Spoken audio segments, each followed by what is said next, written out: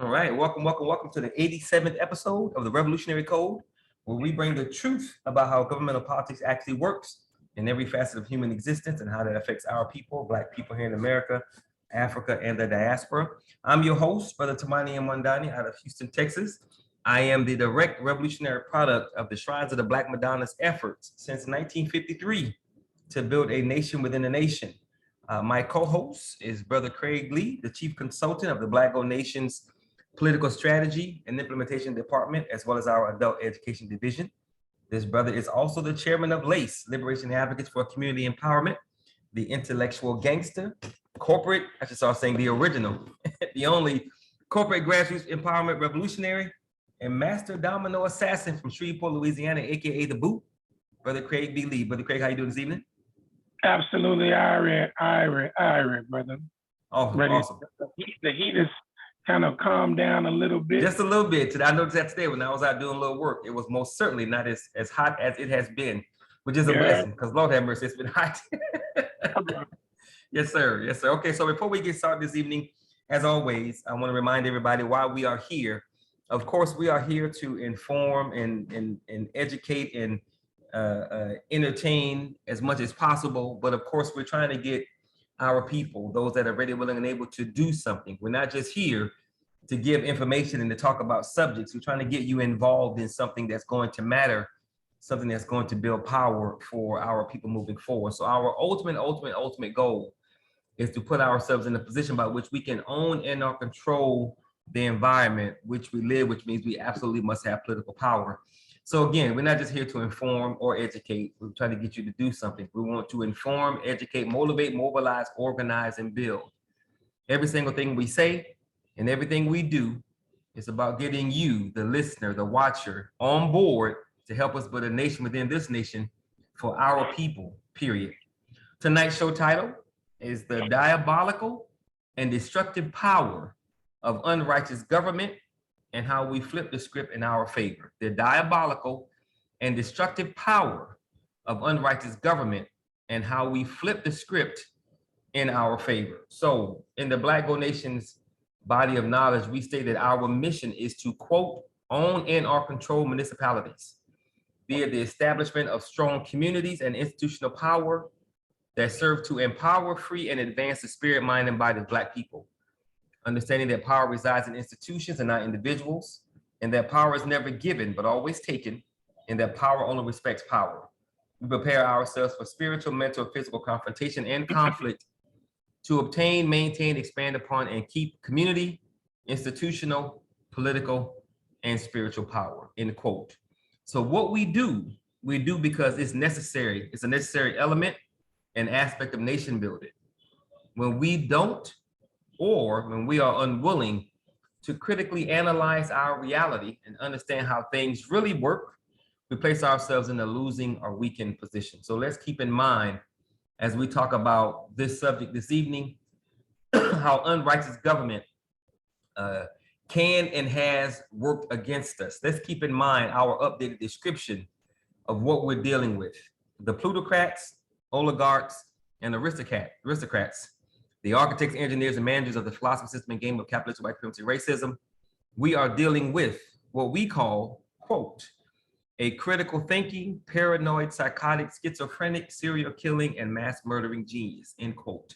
That's how we in the Black Gold Nation describe those that created this system, this matrix, to do what it does to keep us in a losing and weakened position while they maintain and keep power. And the sooner we fully understand and realize what we're dealing with, the better off we're going to be. So again, tonight's show topic is the diabolical and destructive power of unrighteous government and how we flip the script in our favor. So I came upon this title as I was watching the movie Harriet about Harriet Tubman. In the movie, of course, slaves escaped. They escaped north. They were able to enjoy some semblance of freedom. But so many slaves were escaping that it started to affect the economics of the South. So what they did was they passed a law, a federal law, which means it was nationwide, a federal law called the Fugitive Slave Law. And I said, damn. Yes, indeed. And when I saw that, I was thinking, okay, this is something we need to talk about. Then at the same time, I came across Brother Craig's Tuesday morning breakfast topic last week, which was, and it went hand in hand with Harriet and the Fugitive Slave Law. The topic of last week's Tuesday morning breakfast was slavery by another name, the history of America's convict leasing program. So, coupled with my having watched Harriet and seeing how the Fugitive Slave Law really worked, along with what Brother Craig discussed last week at Tuesday morning breakfast, I knew that this was something that we had to talk about. And that's how I came up with the title, The Diabolical and Destructive Power of Unrighteous Government, and how we flip the script in our favor. So before we get into that topic, let's have a quick civics lesson, so we can make sure everybody's on the same page, because we want to keep in mind that at the end of the day, none of this stuff happens because of the boogeyman. None of this stuff happens because there's some uncontrollable power out there that we can't see, we can't overcome. It happens because people make these things a reality. So the first question I have for you, Brother Craig, this evening, quite simply is, how is a law passed? Are we talking at the local, state, or federal level? Let's say federal. Let's say federal. So the state and federal are very similar. The first thing is someone comes up with an idea. Mm-hmm. It could be an individual citizen. It could be a state legislator, congressperson, senator, or in many instances, lobbyists. And they come up with these ideas. That's the first thing. And now you pitch that, you identify an individual that you're going to pitch that to. And if we're talking about the federal level, a particular congressperson and a Senate person, you want them to carry the water in terms of the legislation. So you're going to have somebody that's going to sponsor the bill in the Congress and in the Senate. And that's where the whole process starts. And it runs through another process of getting into particular committees before it comes to the actual floor for vote. So there's a lot of political navigation that has to go on before it even gets to the House of the Congress. So one has to politic various members on a particular body, see their particular interests, and talk to them, and you're making pitches. And this is why it's, oftentimes a lot of corporations don't have time to do that, so they hire lobbyists. That's right. For them, and that's why that money is put up to have those lobbyists articulate, sell, take folks out to dinner, gain leverage on them in order to now get that done. And then ultimately, what's up, Brother Mike? Ultimately, the next step would be after it's gone through the various committees and you've gotten favorable opportunities with the congresspersons, now they bring it to the floor and it's voted on. Then it has to go through the same process in the Senate. Oh, really? Okay. So, and then depending on how hot the issue is, it might have started out one way. It's going to finalize another way, because people want to then have their legislation, some additional legislation tied into what you're trying to get passed. And so another word for that is what? And they also call that, yeah, pork. They call that pork. Yes, sir. The additives to that. And so then, if you've gotten through the Congress, you've gotten to pass through the Senate, now it goes to the president's desk for him to sign off or her to sign off on it. And if they're cool with it, they'll go ahead and sign it. If they're not cool with it, they can veto it. But before it becomes a veto, they try to work out those political deals, because the president often will have their hustle that they want certain entities to get compensated, contracts, jobs. I mean, it's a lot that goes on. Yes, sir. And the process is very similar at the state level, because you have a House and you have a Senate and you have a governor. And at the city level, it's not as complex, because although you have different committees, different boards, the city council is the legislative body, so it's not another legislative body, but you have other entities at the lower level, the boards that make recommendations to the city council, and then the mayor also has the authority to veto.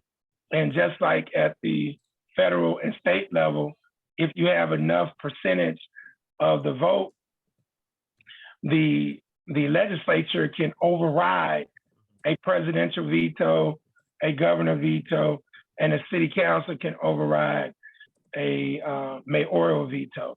So there are a lot of complexities that go on into that. And that's why when you look at the anatomy of putting all these things together, that's why I shake my head so often when I look at people and it's like, you all don't even understand the basics, the anatomy of it. Yes, sir. And then the politics at every turn of it.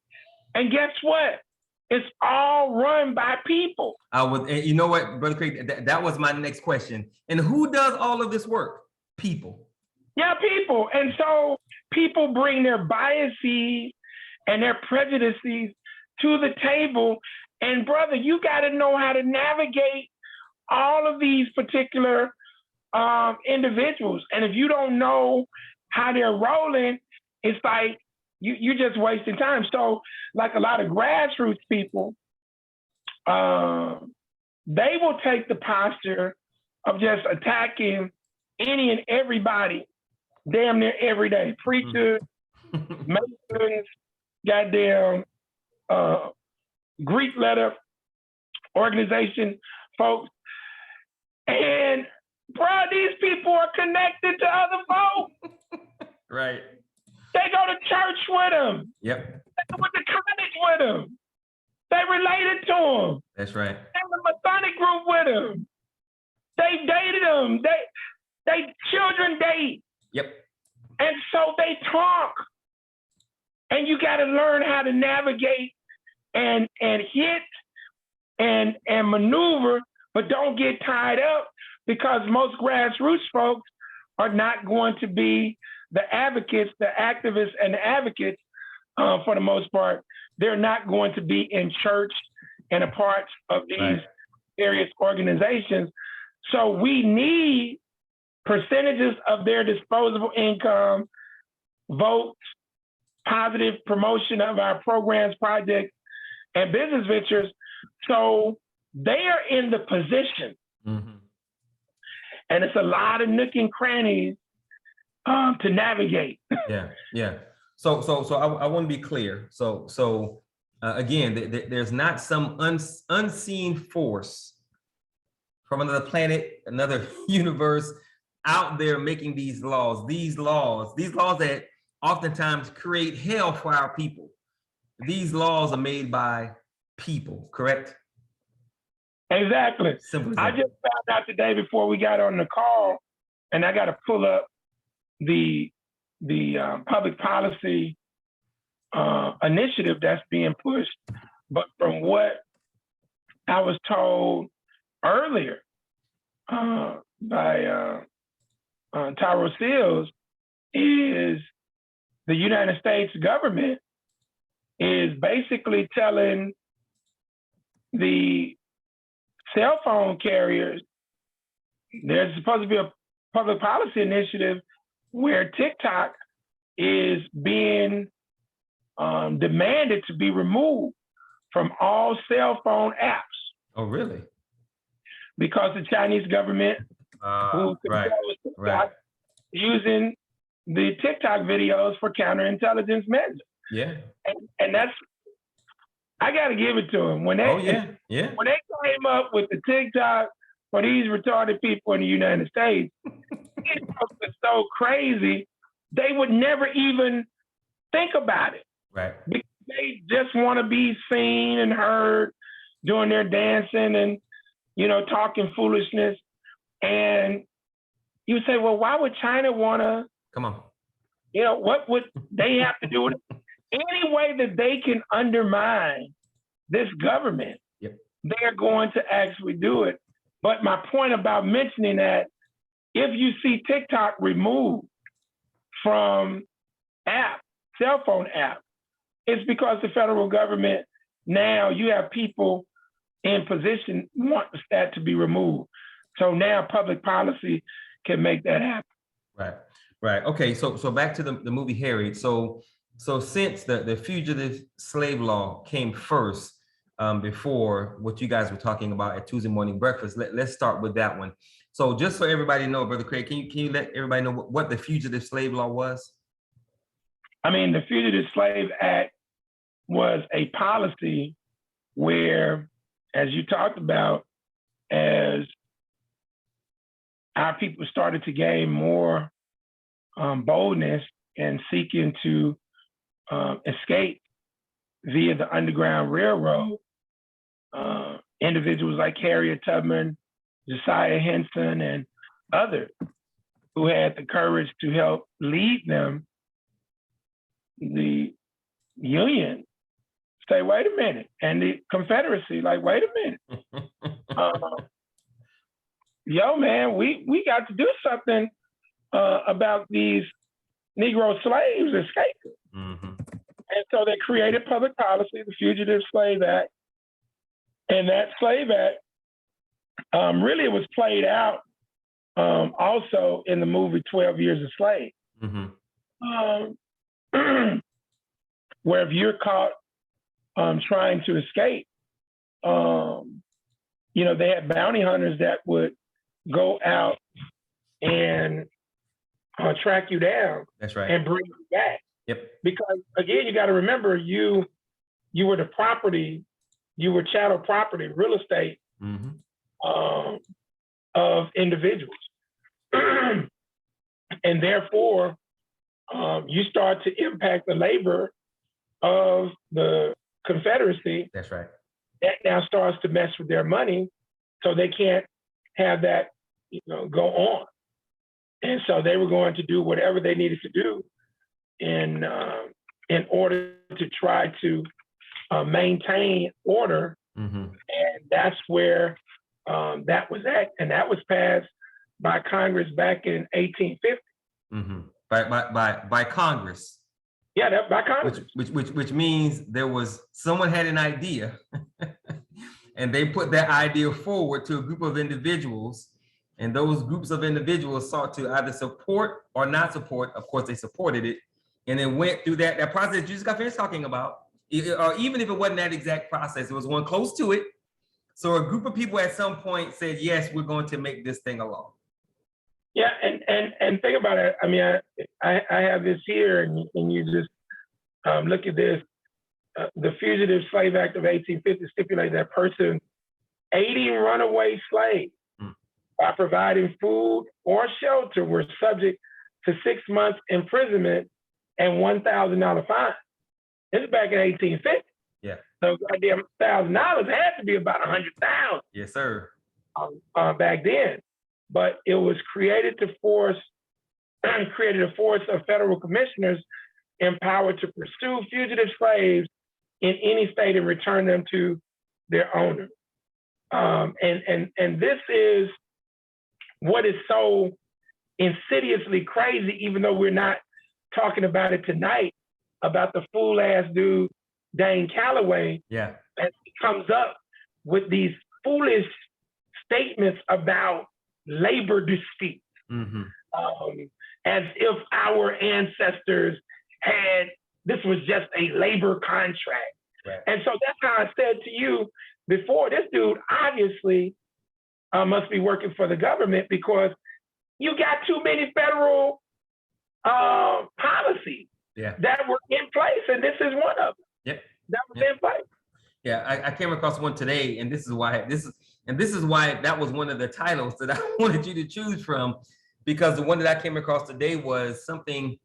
The gist of it was the original Africans were white people who came to America, and I'm like, and again, like you say, when you read the comments, people are believing what this brother is saying, because A, they're not thinking, two, they're not doing any research, and it's anyway, that's another subject, but it is amazing the kind of damage he's doing because of the seeds he's planting, and black people, of course, are just eating it up and running away with it. But it all ties into tonight's subject, because if you don't know about public policies like these, the Slave Act, and because this was applicable to our ancestors, even if they were able to get to a so-called free state. Right. So you say, well, what was going on in 1850? So the Union, they were trying to pull everything together. They were trying to maintain some semblance of order between the Confederate States, which had their own country, and the Union, which had their own country. Right. So the folks were trying to maneuver, and this was 11 years before the Civil War started.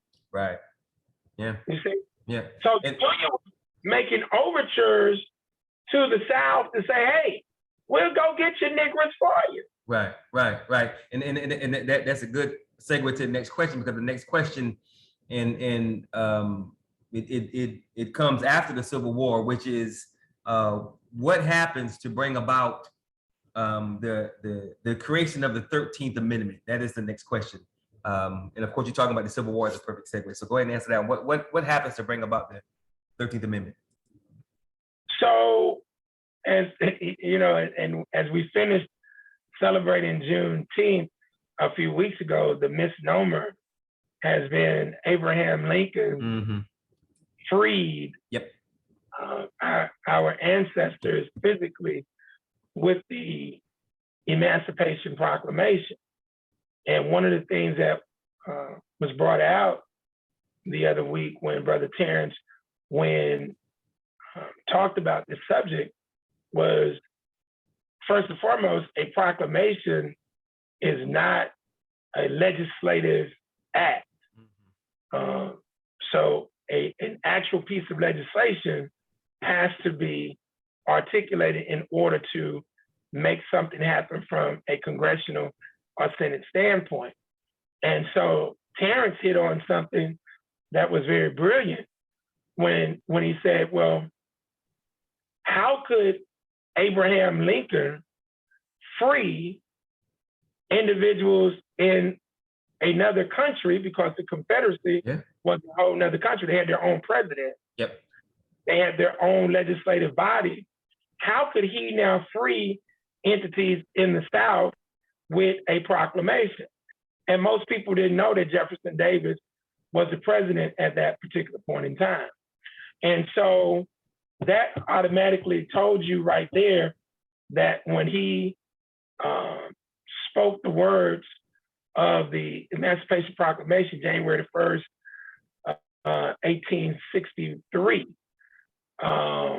that was a tactical maneuver to try and win the Civil War. Right. Fast forward, they negotiate the compromise between both parties, and now it is determined that the amendment to the United States Constitution would be passed that would perceptively abolish slavery. Right. And that was how the 13th Amendment came about and it was passed on January the 31st, 1865, and then ratified, meaning that all of the states finally came together to say, okay, yeah, we'll agree to this. Because even when you pass a bill, now it has to be ratified. Yeah. So which means you're not free. Okay. So that went on and was finished in December of 1865. And so that's where the 13th Amendment is at. And the 13th Amendment, again, does not abolish slavery. It clearly states that neither slavery nor involuntary servitude except, and when you see that word except, come on, that tells you right there that slavery still continues for punishable by a crime that you've been duly convicted. That's how slavery can continue, which now brings us to slavery by another name. Yeah, and right during that time is when the black codes come up, because of course, in order for them to get people into the convict leasing program, you got to become a convict. So exactly. so let's briefly have you tell everybody what the black codes were, and of course how that would feed into the convict leasing program. Then we'll get to that one. So talk about black codes. So black codes were public policy initiatives that. And wait. And when you keep saying public policy initiatives, what does that mean? So these were policies, these were laws, exactly, ideas that came about from individuals. That's right. Now accomplish a desired goal. There you go. Okay, just want to be clear. Yeah, they started in Mississippi, hence the movie Life that we viewed some weeks back. Yes, sir. And that's why Eddie Murphy did the movie in the state of Mississippi, because this was the beginning of the Black Code and the convict leasing program.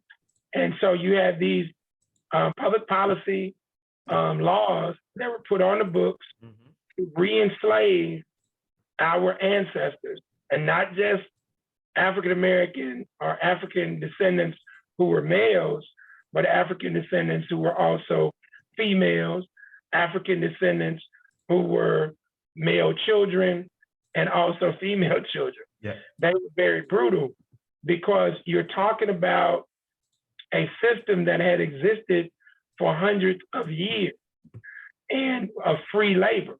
Yep. And so you have to now figure out how I can continue to get this free labor. That's right. And so you come up with the laws that say, hey, do you have a job? You ain't got no job, you go to jail. Now, when you go to jail, the former slave owner works out a deal with the sheriff to now lease you as the convict in order for you to do labor that you would have been doing under chattel slavery. But remember now, slavery is illegal. Illegal, right. Voluntary servitude is illegal. Involuntary servitude is illegal. So what is the flip side of involuntary? Voluntary. Exactly. Yeah. As long as you voluntarily make the decision to break a law, we can now enslave you. Yeah. So if you ain't got a job, if you're out past a certain time, if you ain't got certain paperwork, I mean, they had all kinds of crazy ass laws. Your ass was gonna get arrested, and now you were gonna be re-enslaved. Yep. You see? And so that's what the Black codes were. And Mississippi, Louisiana, North Carolina, Georgia, Texas, all of the southern states had these Black codes. So if you missed the beginning of the show, you're listening to and watching the Revolutionary Code where we bring the truth about how governmental politics actually works in every facet of human existence and how that affects our people, Black people here in America, Africa, and the diaspora. Tonight's show is our 87th episode, and the title is The Diabolical and Destructive Power of Unrighteous Government and How We Flip the Script in Our Favor. My name is Tamani Mwandani. I'm the founder of the Black Gold Nation. And my co-host is Brother Craig B. Lee, the chief consultant of the Black Gold Nation's political strategy and national and implementation department nationally in our adult education division. So, Brother Craig, you've already mentioned how the convict leasing program came into being and how that works, and of course how that worked. And of course, the whole point, as you said, was to get that free labor back that they had enjoyed for the previous, I think, 268 years. And of course, to make that possible, a group of people, someone had an idea and they got together with a group of supporters, and that idea became law. And those laws were made by people, correct?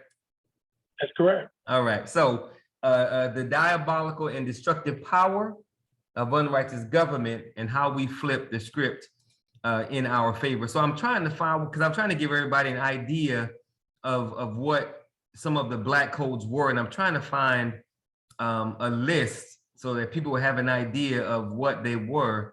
And if I can't find the list real quick, I'll just move on. But I want to make sure that people have an understanding of just how silly some of these laws were. Like you said, you don't have a job, you go to prison. Congregating in groups of 3 or 4, 3 or more. And of course, most people back then had a large family. So if you out with your family and there's too many of y'all, you go to prison. Spitting on the ground, you go to prison.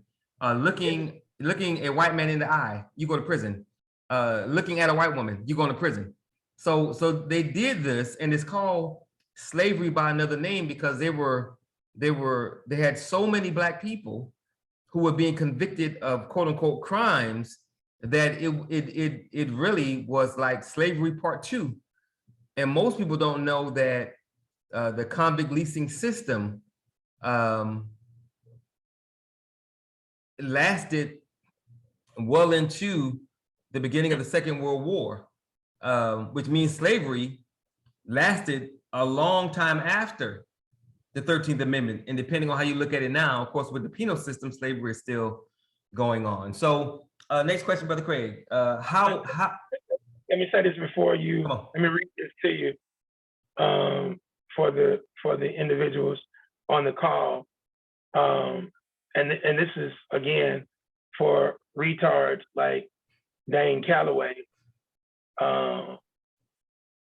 The Fugitive Slave Act was passed by the House on February the 4th, 1793. It was reinforced in 1850, but in 1793 it was passed. You know who the president was at that time? In 1793? No. That was George Washington. Oh, wow. Read that again. Read that again. George Washington was the president. 1793. Yeah. And the Fugitive Slave Act was signed into law on February the 12th, but it was passed on February the 4th, 1793. So I'm gonna read this. It says, the act was passed by the House of Representatives on February the 4th, 1793, by a vote of 48-7, with 14 abstaining. The Annals of Congress state that the law was approved on February the 12th, 1793. The act was written amidst a controversy about a free Black man named John Davis, who was kidnapped from Pennsylvania and brought to Virginia. However, the act failed to resolve that controversy. The kidnappers from Virginia were never extradited to Pennsylvania, and John Davis remained a slave. The act was later strengthened at the insistence of the slave states of the American South by the Compromise of 1850, which required state governments and the residents of free states to enforce the capture and return fugitive slaves. The enforcement of the Fugitive Slave Act of 1850 outraged Northern public opinion. So it's interesting that it outraged individuals, abolitionists in the North, but the law had been on the books since 1793. From the beginning of the country. Okay. Which I did not know, and that's pretty amazing that it was around for that long. And I came across as I'm trying to find examples of what, not examples, what some of the slave codes were. The purpose of the Black codes was to regain control over freed slaves, So if you're free, then why is there a need to regain control? Because you weren't never really free. Second one is inhibit the freedom of freed slaves. Yeah. Hey, brother, you can't make this up. So you're free, but we got to have these Black codes so we can inhibit your freedom, which means you're not free. Yeah. Prevent Black uprisings, ensure the continued supply of cheap labor, maintain segregation, and maintain white supremacy. I mean, it's right there for you. And that's what is so crazy, that in 2022, our people, our ancestors have labored, toiled, sweated, bled for the right to vote. Mm-hmm. And these Negroes won't even get mobilized and organized to put their own candidates, their own horses in the race. And they won't learn the game. Yeah. But you can't beat them learning how to play basketball, how to play dice, how to play video games. They'll learn that in a minute. Yeah. But this game here that requires more intellectual thought, mm-hmm. They don't even want to take the time to learn. So they make the false conclusion that, it ain't nothing can happen. Nothing, all we're going to be able to do is where we at. So we're going to become leeches on our own people and basically oppress them at the micro level ourselves. Yeah. And that's why these Negroes are going to have to go. They got to get out the way. Yeah. Yeah. Now, I'm going to read this to you, and it's very, very interesting what I'm about to read, because only one of these bullet points, and it is 8 of them, only one of them is not the case. Now listen to this, and I'm about to read to you something about the Black codes that started in, what year was that, Brother Craig? 1793. It's 2022. Some of these bullet points still apply. So it says the Black codes were laws that were introduced in the southern states, restricting the freedom of Black people and the right to own property, conduct business, buy and lease land, and move freely through public spaces such as southern towns. The freedom of ex-slaves was restricted in numerous ways, including, and these are the bullet points: permission to travel, segregation, different laws, and punishment. These things are still, we're still dealing with these things now. Segregation still exists. You can't travel to certain places in this country and not get scooped up. There are different laws and punishments if you're Black. A limited choice in employment and strict labor contracts. Permission required from employers to sell farm produce. Our Black farmers are still going through that crap. Banned from bearing arms. That's the only one I think that applies, because you can buy a weapon if you don't have a record. Well, in Texas, you can buy a weapon regardless. Orphans placed into forced apprenticeships, and preventing free men to vote or serve on juries. So a lot of these laws that were implemented to restrict the freedom of quote unquote free people, those laws are still on the books today. That reality still exists today.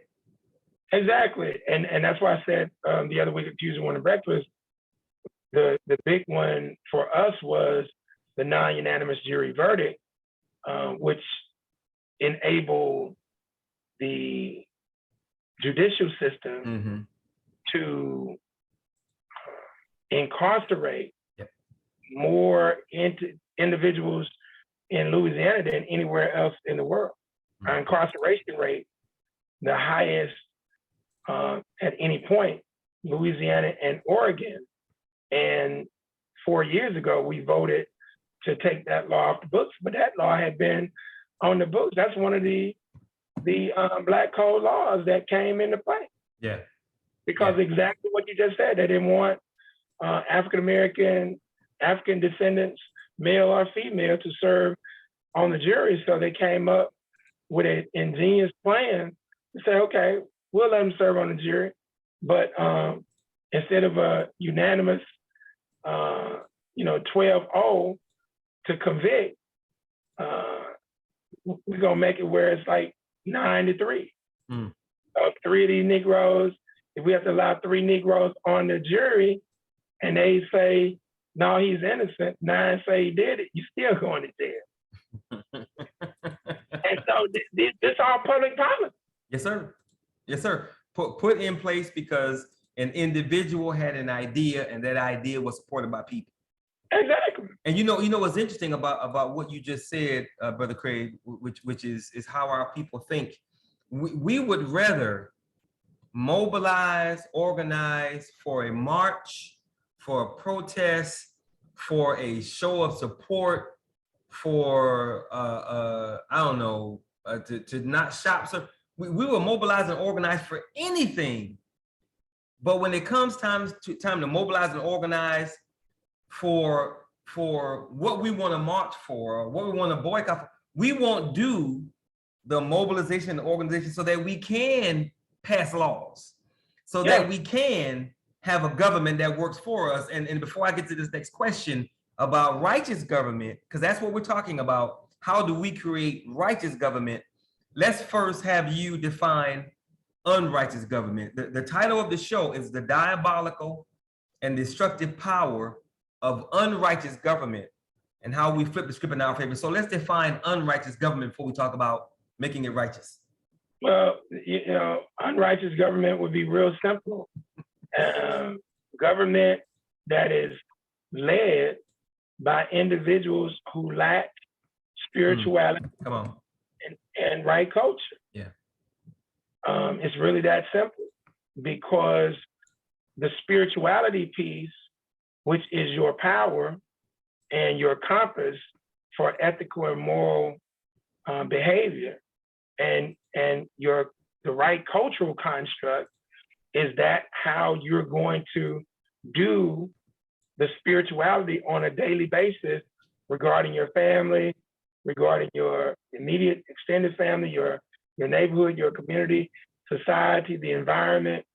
And so without spirituality and right culture, you're going to have unrighteous people who are going to position themselves to be in government, either making legislative policy decisions, either being in the executive branch, either being in the judicial branch, either being in the law enforcement branch that's not really considered to be a branch of government, because they only talk about 3, the legislative, executive, and judicial.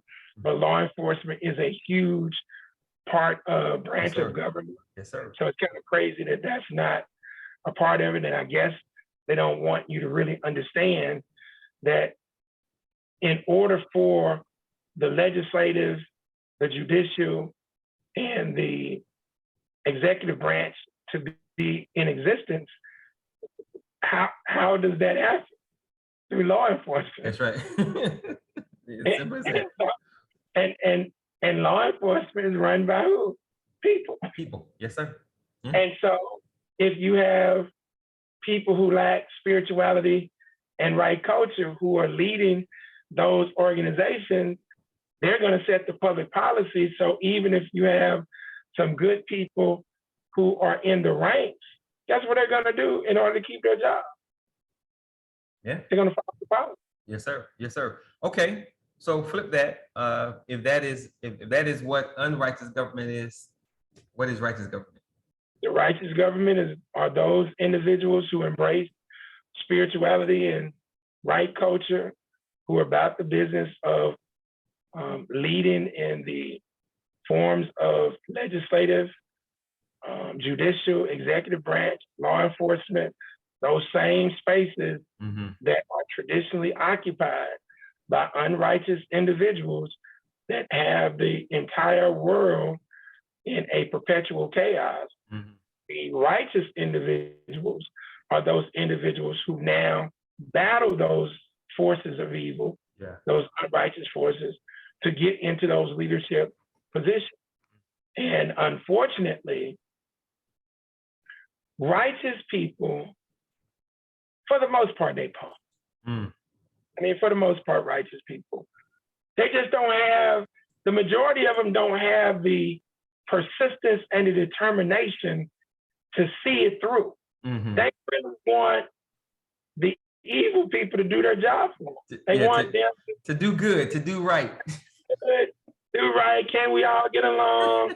It ain't never go down. The job is to do wrong. And the Negro people, it's hard for them to comprehend. I remember the first sister I trained in my time at boot camp, and but Craig, why do they? And I would always say, because they can. But why do they? Because they can. But why? But, and then she found, damn, because they can, and see, and we don't, if someone comes up to you off the street and punches you in the eye, most people aren't gonna, wait a minute, why are you punching me? No, you're gonna hit back. They punch you in the eye. But we want to know, not only do we want to know why they're punching us in the eye, but we want them to stop because it's wrong to punch somebody in the eye. We just, there's something about us that, we won't click.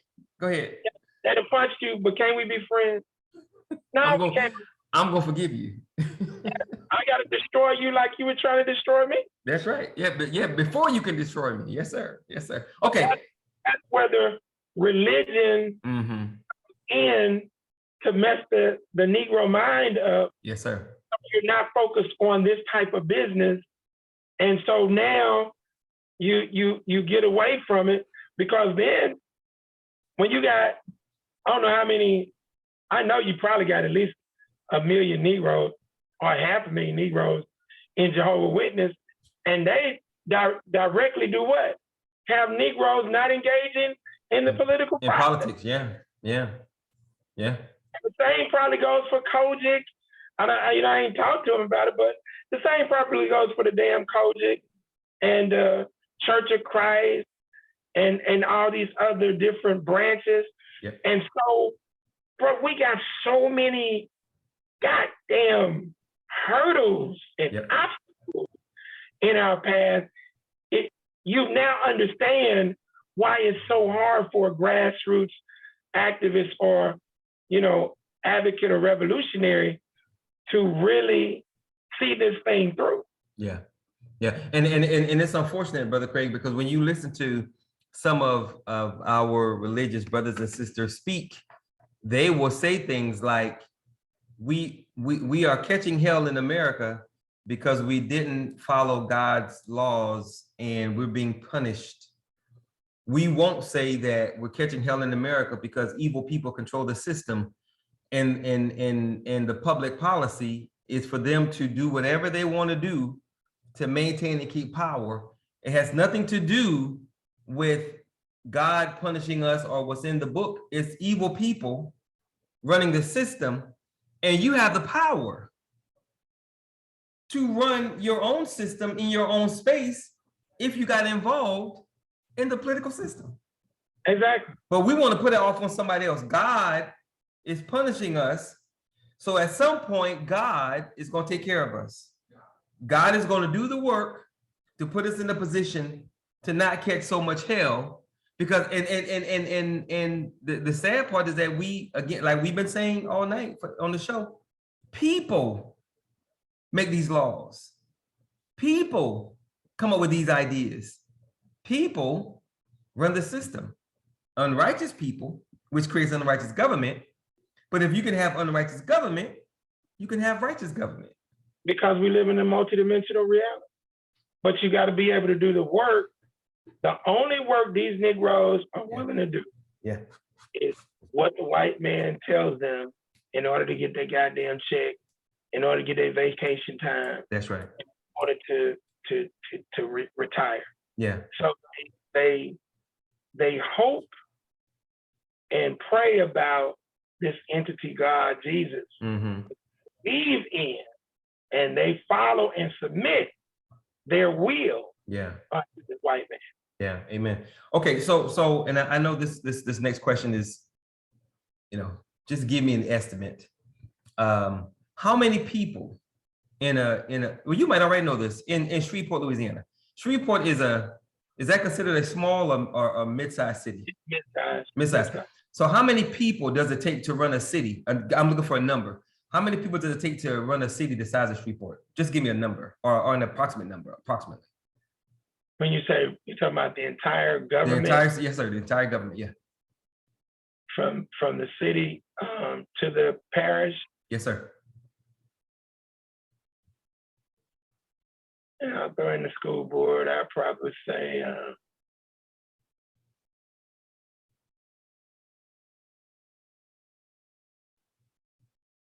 about 20 to 30,000 people. Okay, all right. Okay, so if we're going to create righteous government, does that mean we need to find 20 to 30,000 righteous people? No. So help me understand how, if not, why not? If not, how not? Because 90 to 95% of that 20 to 30,000 are just sheeple. Okay. They're just employees. Gotcha. Okay. So we're talking about decision makers then. Yeah. The decision, that's who you want to replace. The sheeple, most of them are just good people who just follow instructions. Just go to work, come back, get that check. Yeah. So they are complicit in the conspiracy to oppress themselves and their people for the benefit of getting a check. That's right. That's right. For the military, they are complicit in oppressing other countries and oppressing themselves in order to get a check. Right. And what's sad is that they don't even see it. They don't see the role they play in their own oppression.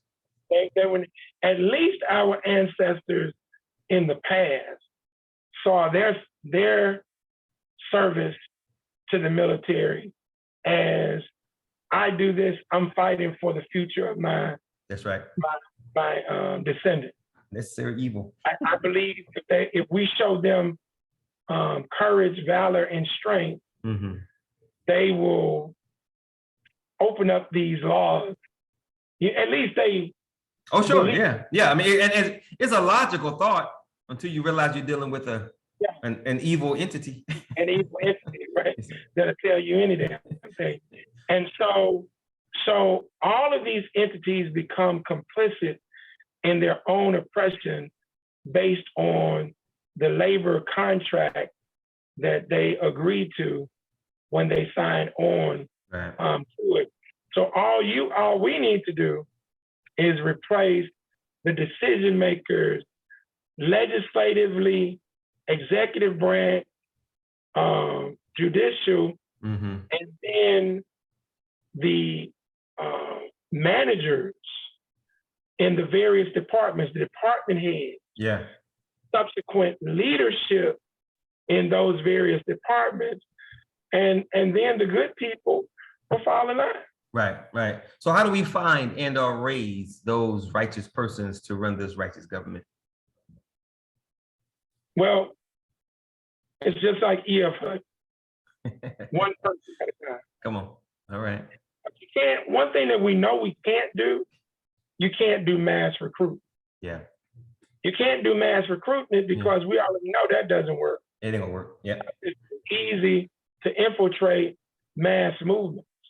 So you have to have an organic situation that you control by recruiting individuals, vetting those individuals, and then you broaden your scope from that. But it mandates us, those of us who are already in the mix, to leverage the money, status, and materialism needed in order to create training systems where we can now analyze and vet, young talent,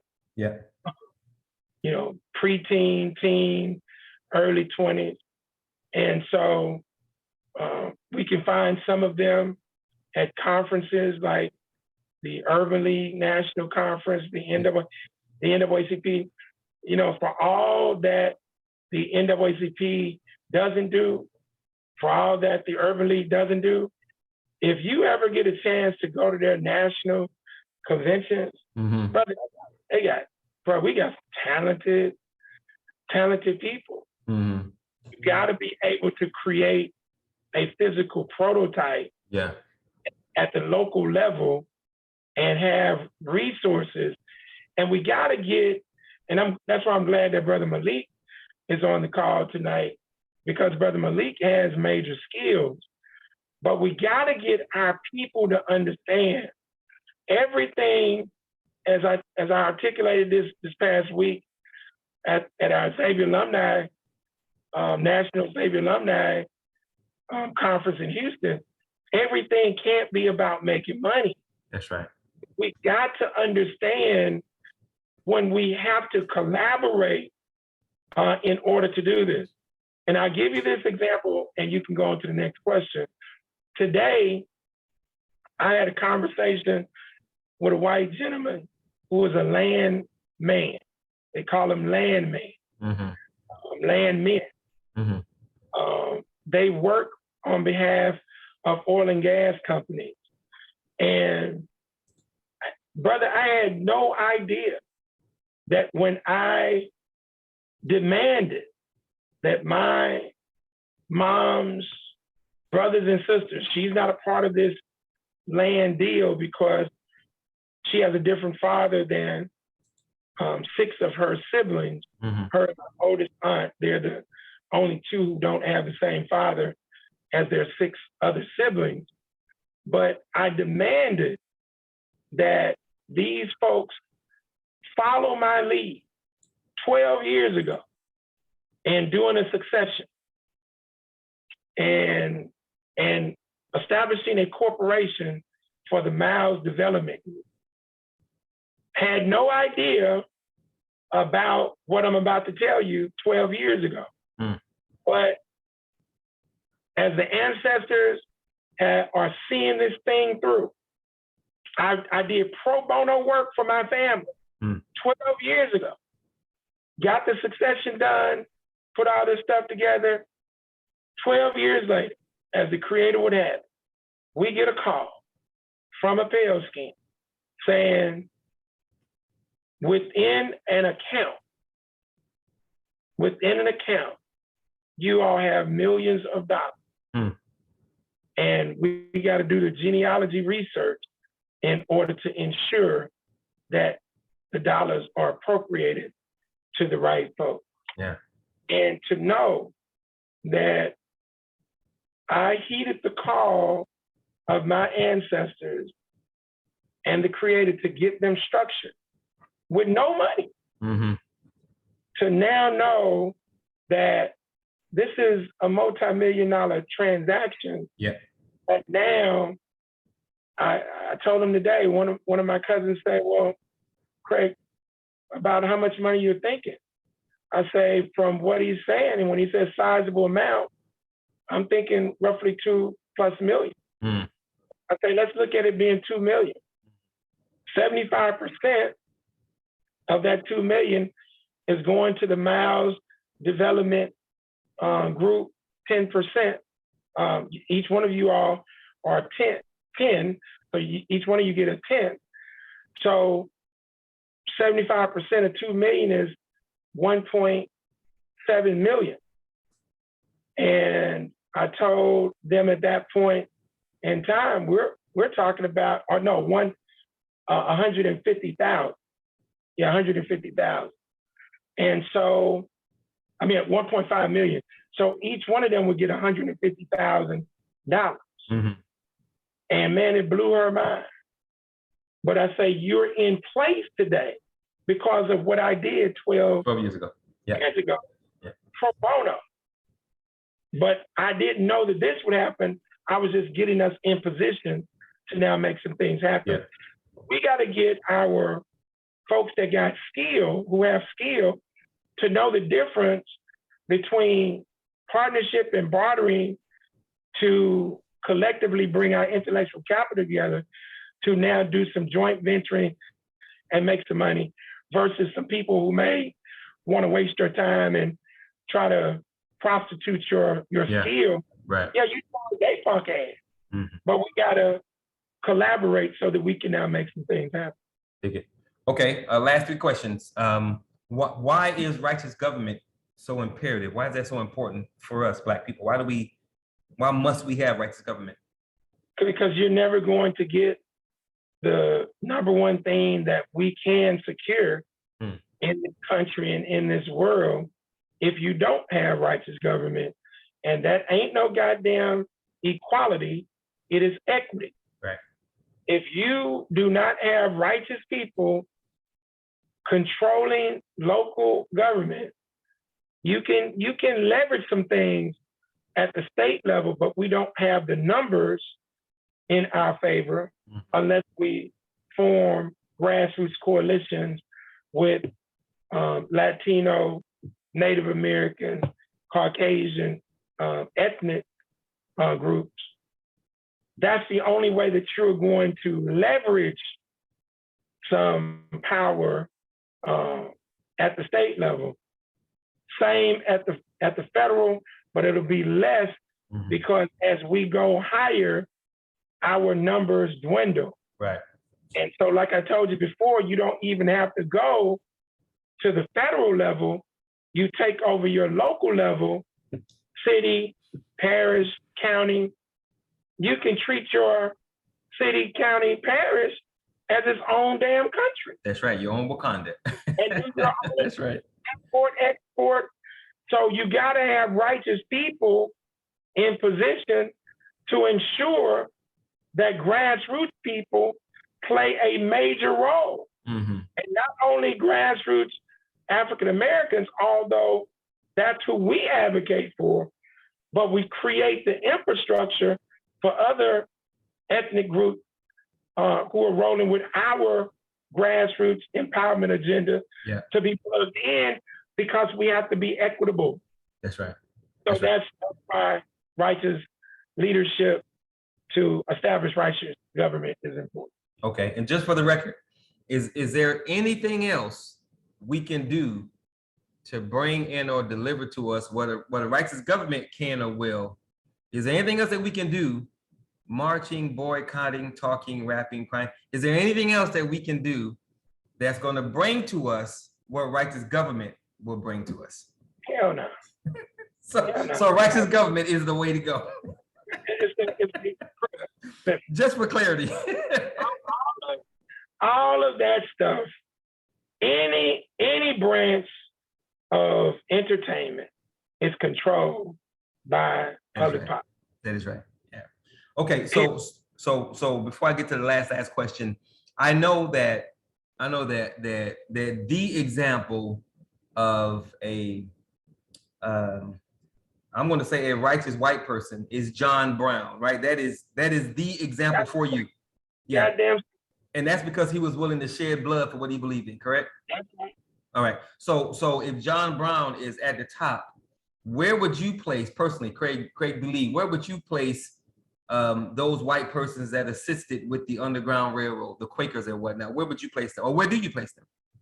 I mean, and some of them, some of them legit, some of them. I mean, I put them at the. They're in the middle. They're in the middle of the road. Some of them were legit. Yeah. Some of them were.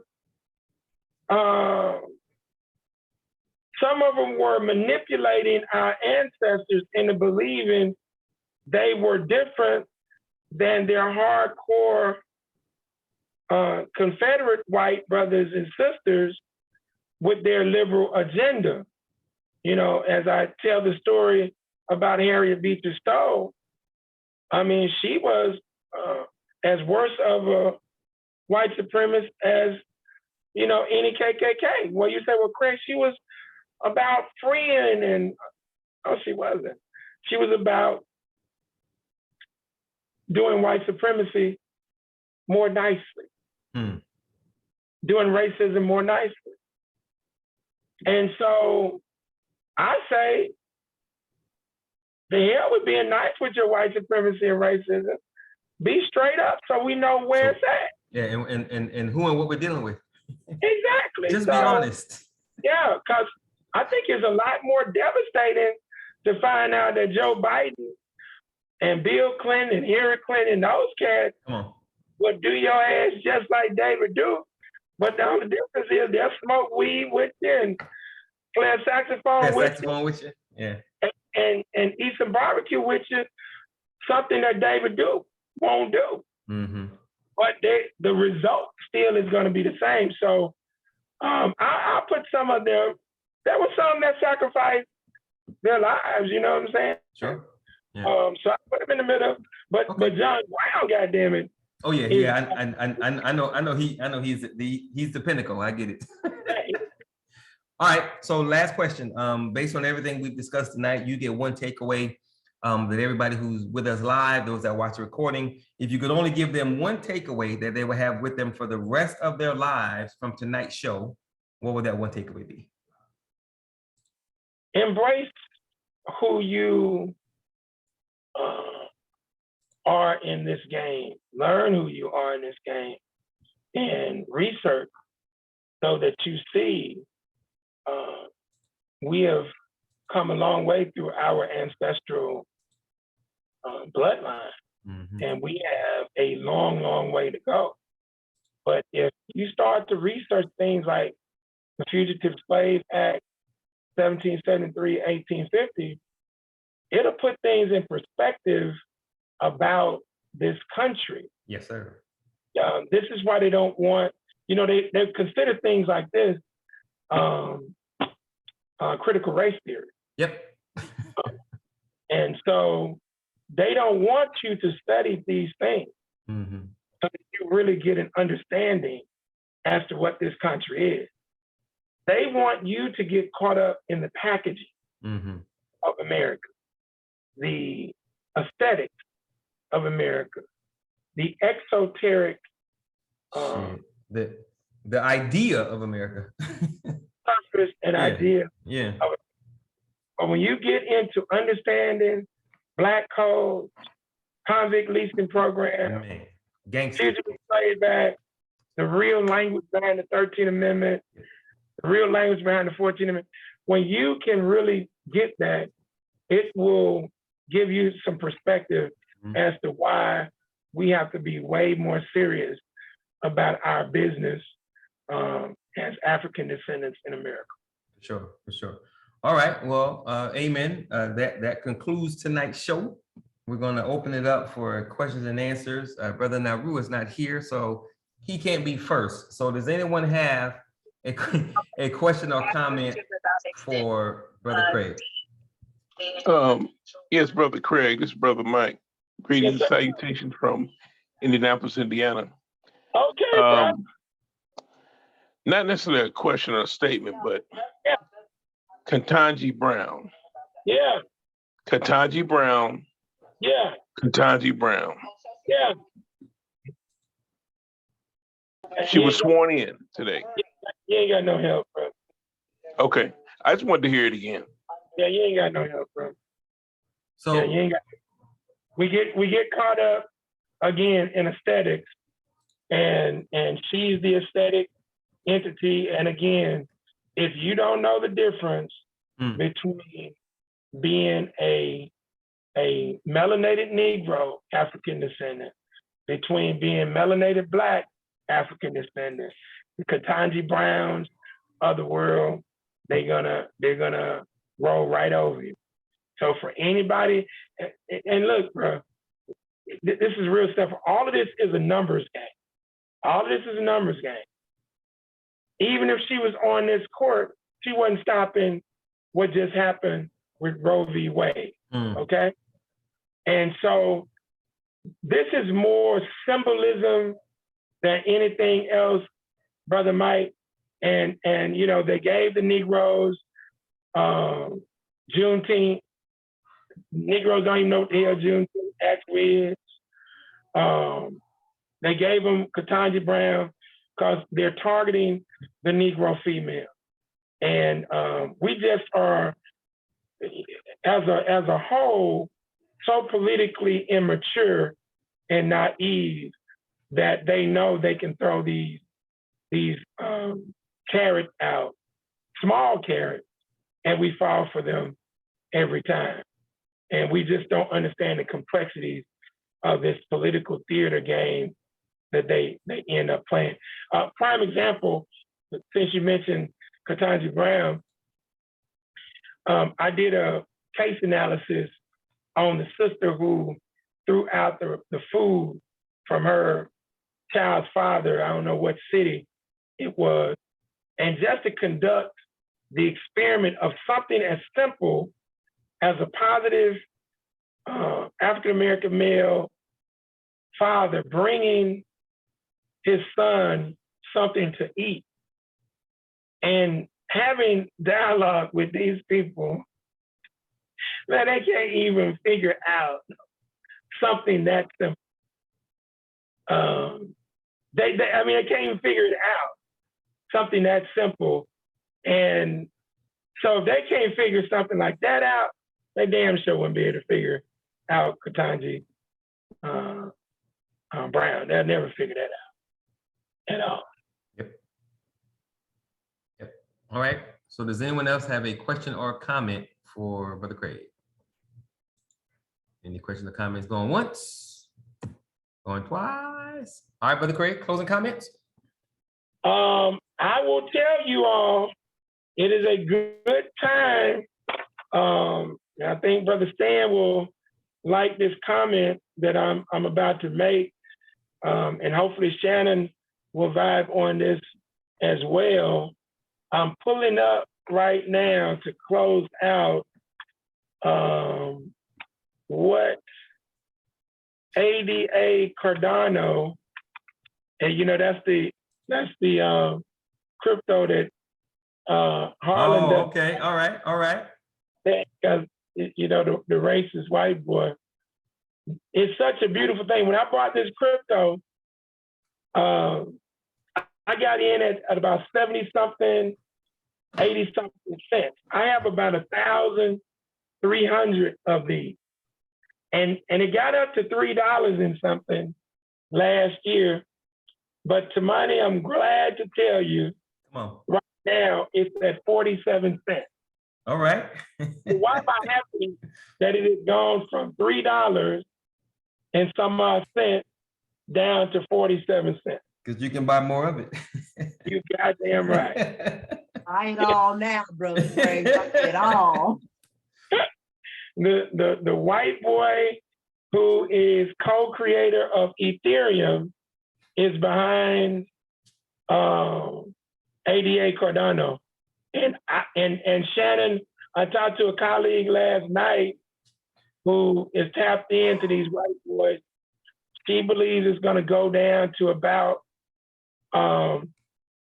15 cents. And so I just need a few months. And goddamn it, you talking about going to buy me about 20,000 of these coins. This coin, to mine, is projected to be 5 to 10,000 plus. So, hey, bro. Yeah. It go down 15 cents, baby.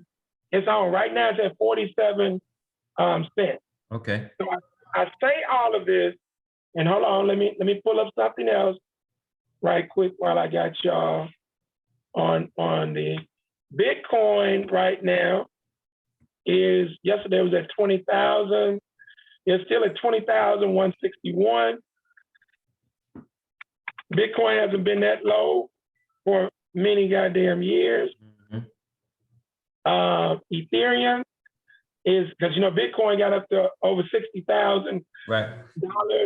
If your ass didn't sell, a few thousand, shame on you. Ethereum's at 1,085.47. So, and then now price of silver, just hitting y'all on this. Silver right now is at $20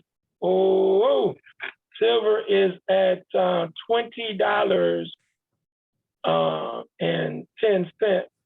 That's the spot. And so you can pick up silver at roughly $26. Spot is at 20, and you can pick it up for about $26. Silver is projected to go over the next few years to 5,000 an ounce.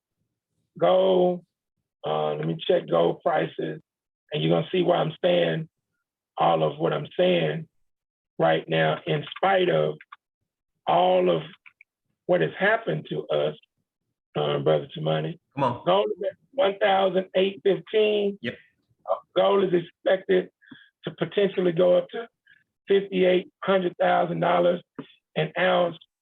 So we have to embrace entrepreneurship so that we can buy select cryptos. And I'm gonna just tell you, all these folks who ain't in the game, I'm looking at all my goddamn cryptos right now. Still got Pundiat, brother. I got Ethereum. I still got EWT.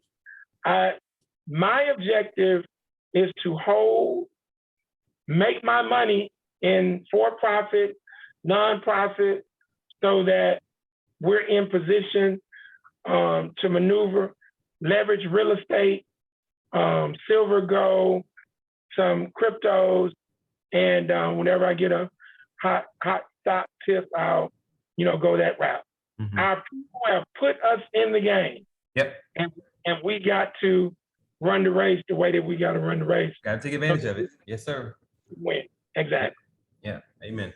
All right. On that note, as always, thank you guys for being a part of the Revolutionary Code. Hopefully you will join us next Thursday at the same time.